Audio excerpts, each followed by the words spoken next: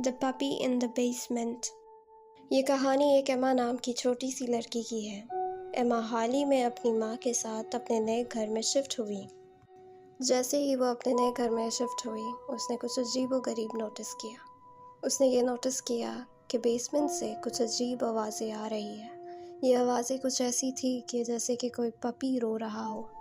अब एमा जब अपनी माँ से इन आवाज़ों के बारे में हर बार पूछती थी तो उसको बस एक ही जवाब मिलता था कि बेसमेंट में कभी नहीं जाना।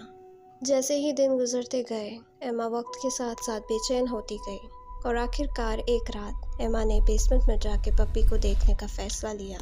उसने किसी तरह अपनी माँ के रूम से बेसमेंट की चाबी उठाई और सीधा बेसमेंट के दरवाजे की तरफ चल पड़ी।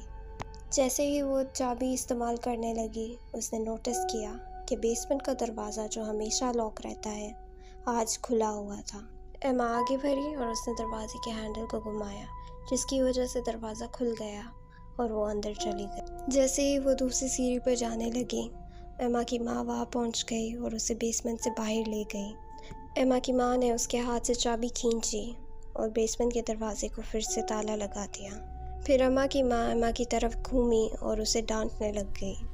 एमा की माँ ने उसे पहले कभी नहीं डांटा था, जिसकी वजह से उसे दुख हुआ और वो रोने लग गई।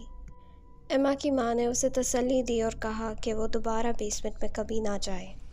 उसने एमा को एक कुकी दी और काम करने चली गई। जैसे ही एमा कुकी खा रही थी, उसे याद आया कि वो अपनी माँ से उस लड़के के बारे में तो पूछना भूल ही गई थी। वो लड़का जिसे एमा ने बेसमेंट में देखा था, जिसके ना हाथ थे ना पैर, और वो रो रहा था।